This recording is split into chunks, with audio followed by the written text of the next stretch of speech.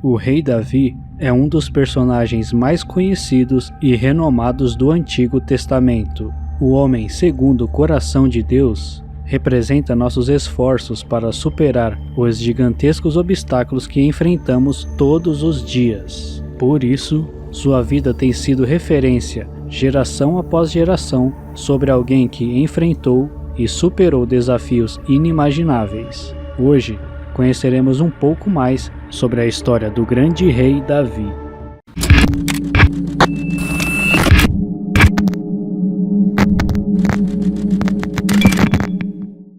A história começa a ser contada no Antigo Testamento, em 1ª e 2ª Samuel, e segue até 1ª Reis e 1ª Crônicas. Davi nasceu em Belém, na Judéia, provavelmente em 1040 a.C. Era o 8º filho de Jessé, seu filho mais novo.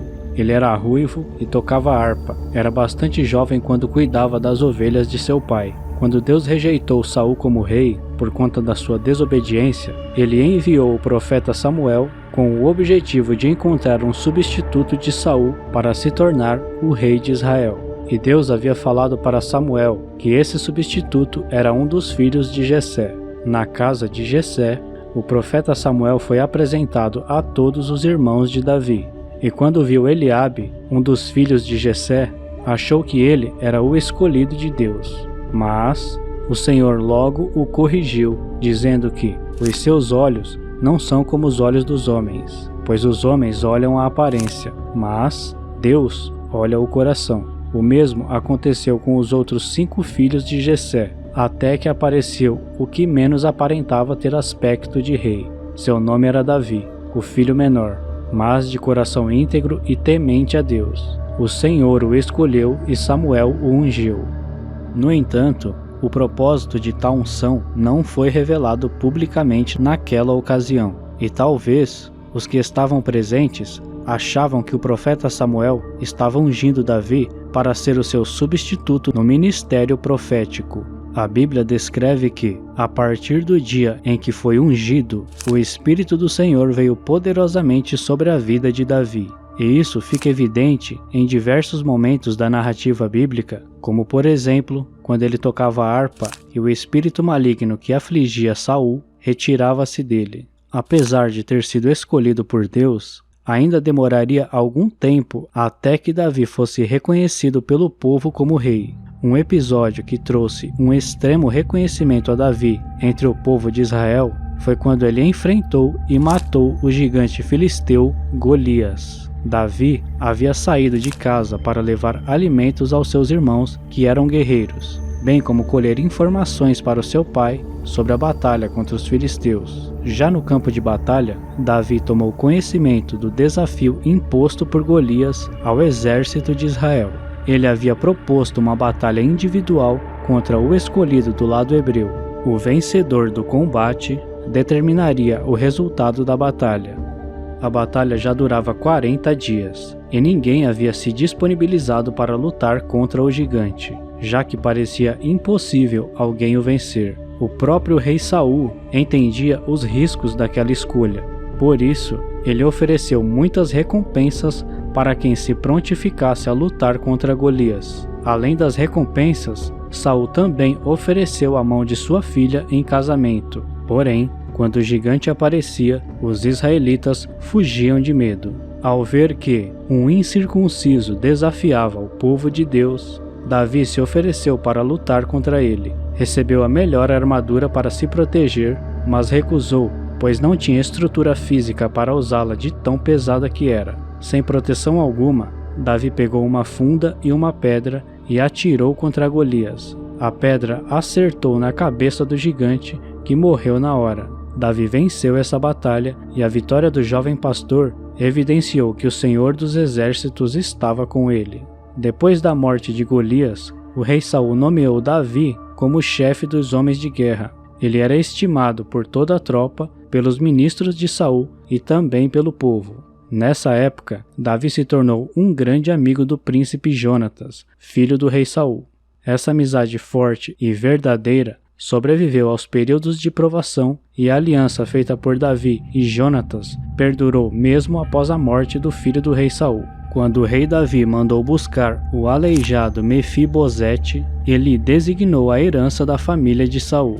Foi também nesse período que a ira invejosa de Saul cresceu contra Davi, pois ele havia se tornado o favorito do povo. Os israelitas começaram até a compor músicas para Davi, enaltecendo seus feitos mais do que os feitos do próprio rei.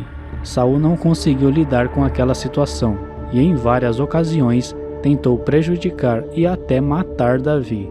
Ele fez isto tanto diretamente como indiretamente. Saul sabia que a popularidade de Davi ameaçava seriamente a continuidade de sua família no trono. Esse era o principal motivo para essa perseguição.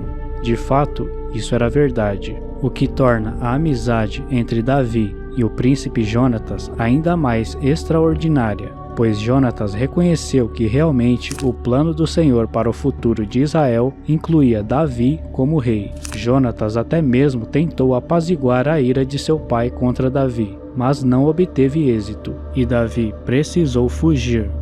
Quando Davi fugiu de Saul, ele buscou abrigo primeiramente em Ramá, ao lado do profeta Samuel. O rei ainda continuava empenhado em capturá-lo, mas não teve sucesso. Depois de Ramá, Davi foi até o santuário de Nob. Ali ele garantiu alimento e armas para sua jornada até Gate, uma cidade dos filisteus. Nesse período, Davi também começou a formar um exército improvável.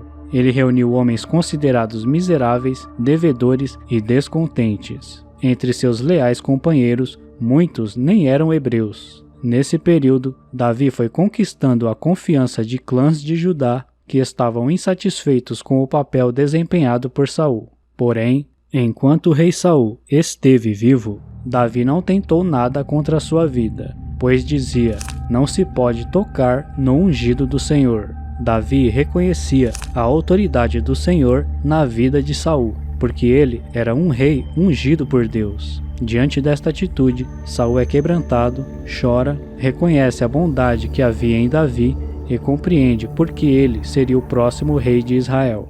Certo tempo depois, os filisteus se ajuntaram para a guerra contra Israel. O rei Saul, ao ver o exército dos filisteus, teve medo, e nessa época, o profeta Samuel já estava morto. Saul tentou consultar a Deus para saber se venceria a batalha contra os filisteus, porém, Deus não lhe respondeu. Em um ato de desespero, o rei Saul mandou que encontrassem uma médium, pois tinha em seu coração consultar o profeta Samuel, mesmo depois de morto. Na calada da noite, Saul foi ao encontro da necromante disfarçado, pois ele mesmo, por decreto, havia proibido tal prática em Israel. O rei Saul pediu à médium que lhe fizesse subir do mundo dos mortos Samuel. A Bíblia relata que, ao ver ela o profeta Samuel, descobriu que aquele homem que foi ter com ela era o próprio rei Saul. Porém, o rei a acalmou e perguntou-lhe o que ela via. Ela, respondendo, disse: vejo um ancião envolto em uma capa. E com isso, Saul entendeu que era o profeta Samuel. Entretanto, as palavras de Samuel para Saul não foram nada animadoras. Após ouvir estas palavras, Saul voltou para o seu acampamento e se preparou para a batalha. O reinado e a vida de Saul chegaram ao fim em uma desastrosa batalha contra os velhos inimigos filisteus. No monte Gilboa, ele e 3 de seus filhos morreram. Entre eles estava Jonatas, amigo de Davi. Saul, temendo ser capturado pelo exército adversário, lançou-se sobre sua própria espada. No outro dia, quando os filisteus começaram a recolher os despojos dos mortos no campo de batalha, encontraram o corpo de Saul. Então eles cortaram sua cabeça e penduraram seu corpo em cima de um muro para a vergonha pública, e levaram suas armas para o templo de Dagon em Astarote. Depois, num ato de bravura, homens de Jabes de Gileade resgataram os corpos de Saul e seus filhos. Após queimá-los, eles recolheram seus ossos e os sepultaram debaixo de uma árvore em Jabes de Gileade. Apesar de tudo, o rei Davi sentiu profundamente a morte de Saul e de Jonatas. Com a morte do rei Saul, Davi retornou a Judá para sua tribo de origem, onde foi proclamado rei. Ao mesmo tempo, as tribos remanescentes elegeram rei o outro filho de Saul, Isbaal. Como rei em Hebrom, Davi fez importantes alianças estratégicas. Aos poucos, ele começou a conquistar as principais lideranças de Israel. Com isso, ele contornou a indisposição com muitos daqueles que apoiavam a casa de Saul. Davi ficou em Hebrom durante 7 anos e meio. Entretanto, Davi se tornou rei sobre as 12 tribos de Israel após a morte de Isbaal. Este havia se tornado rei por alguns apoiadores de seu pai. Um deles foi o antigo capitão de Saul, Abner, que após fazer aliança com Davi, acabou sendo morto à traição por Joabe, o general do exército de Davi, sem que o mesmo soubesse. Davi assumiu o trono de Israel ainda em Hebrom. Após se estabelecer como rei de Israel, Davi resolveu conquistar a fortaleza de Jerusalém, situada na montanha central do país, e há séculos no poder dos jebuseus. Provavelmente, no ano 1000 a.C., Davi se apossou de Jerusalém e a transformou-a na capital de seu reino. Davi conquistou também as últimas cidades cananeias e submeteu parte da Síria e os reinos vizinhos de Hebrom, Amon e Amate. Sua esfera de influência estendia-se da região do Egito até o Eufrates. Conseguiu lançar as bases para a formação de um verdadeiro Estado hebraico. O rei Davi construiu seu palácio no Monte Sião. Além dessa, ele também edificou várias outras construções importantes. O rei Davi também centralizou a adoração a Deus em Jerusalém, colocando a Arca da Aliança na capital do império, e desejava construir um templo ao Senhor. Porém, essa tarefa Deus não lhe permitiu executar, ficando a cargo posteriormente de seu filho, Salomão. O rei Davi edificou estradas e fortaleceu rotas comerciais. Suas ações trouxeram grande prosperidade ao povo de Israel. Davi foi um homem de muitas mulheres e gerou um grande número de filhos. Seus filhos mais conhecidos na narrativa bíblica foram Absalão, Adonias, Aminon, Salomão e Tamar, sua filha.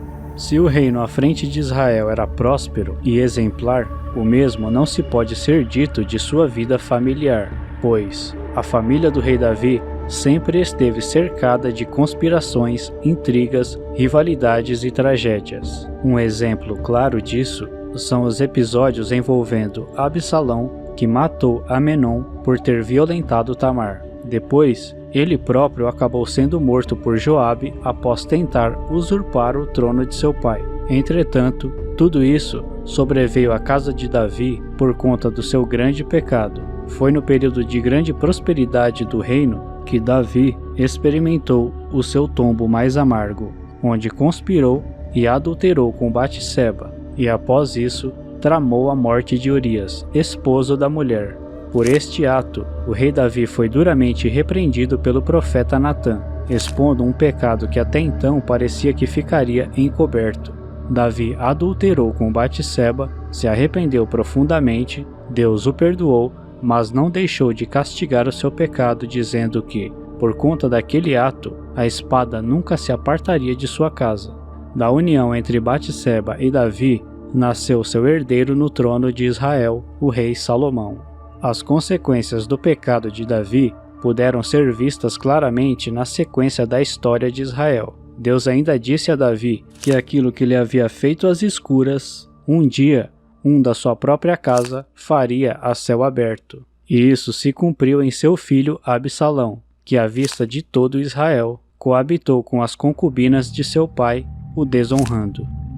Certa vez, Davi pecou contra o Senhor quando este levantou o censo de Israel e Judá. Este censo consistia em conhecer quantos homens aptos para a guerra havia no país. Esta era uma grave ofensa a Deus, pois mostrava que Davi estava confiando mais na força do seu exército do que no poder de Deus. Na sequência desta história, vemos que este pedido de Davi é realmente fora do propósito, pois o comandante Joabe, encarregado de levantar o censo, adverte o rei Davi pela temeridade de sua ação, considerada pelo comandante como abominável.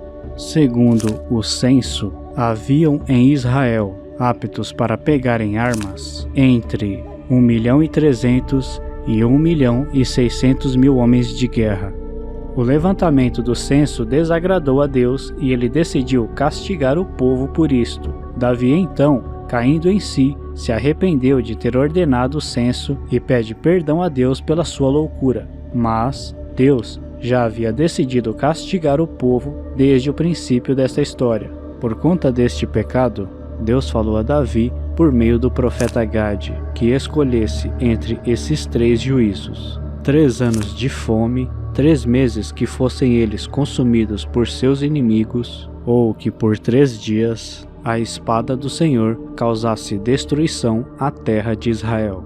O rei escolheu cair na mão do Senhor, contando com a misericórdia de Deus. Com isso, Deus convoca o anjo do Senhor para executar a sentença da punição. E essa justiça foi aplicada na vida dos soldados de Davi. E 70.000 homens morrem no primeiro dia de julgamento. Davi viu o anjo destruidor sobre Jerusalém. Deus permitiu que ele visse ao anjo com a espada levantada sobre Jerusalém. Então, Davi se desesperou e clamou a Deus. Caso contrário, os 3 dias seriam muito penosos.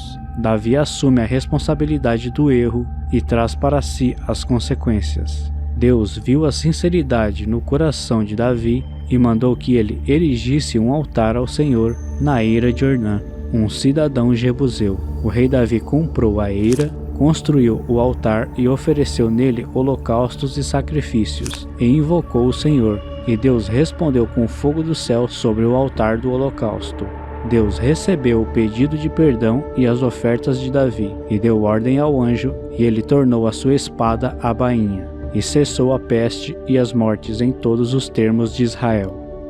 Já na sua velhice, Davi precisou enfrentar mais uma oposição que partiu de dentro de sua própria casa. Dessa vez, Adonias repetiu o mesmo plano que anteriormente havia levado seu irmão Absalão à ruína. Tal como Absalão, ele tinha uma aparência imponente e também era indisciplinado. Inclusive, o autor bíblico deixa claro que Davi nunca contrariou Adonias. Naquela altura, Adonias era o filho mais velho de Davi ainda vivo. Então ele se sentiu no direito de se proclamar rei sobre Israel. Ele se aproveitou das debilidades da velhice de Davi para tentar usurpar o seu trono. Além disso, diferentemente de Absalão, dessa vez Adonias contou com o apoio daquele que havia sido o principal comandante do exército de Davi ao longo do seu reinado, Joabe. Além de Joabe, o sumo sacerdote Abiatar também apoiava Adonias. Porém, Adonias não teve o apoio do sumo sacerdote Zadok, do profeta Natã, de Simei, Rei e dos valentes de Davi. Então o profeta Natã e Batseba agiram rápido e advogaram junto a Davi em favor de Salomão. Eles conscientizaram Davi acerca da urgência de fazer de Salomão o rei de Israel, e assim acabar com a conspiração de Adonias. E assim foi feito, e Salomão foi coroado o rei de Israel. Antes de morrer, Davi deu as últimas instruções a seu filho Salomão. Ele aconselhou não apenas ao que dizia respeito aos assuntos políticos de Israel, mas principalmente no que dizia respeito ao compromisso e à devoção ao Senhor. Davi reinou sobre Israel durante 40 anos, 7 anos em Hebrom e 33 anos em Jerusalém. Uma das características interessantes de Davi era o dom da música. Ele compôs muitos salmos, além de ter feito instrumentos musicais para serem utilizados no louvor ao Senhor no templo. De todos os salmos registrados na Bíblia, 73 deles em seus títulos atribuem sua autoria a Davi. Ao todo, existem pelo menos 58 referências ao rei Davi no Novo Testamento. Entre elas, está incluso o título frequentemente utilizado para se referir a Jesus como o Filho de Davi. Ao informar sobre a velhice e morte de Davi, o cronista escreve: morreu em ditosa velhice, repleto de dias, riquezas e glória. E Salomão, seu filho, reinou em seu lugar.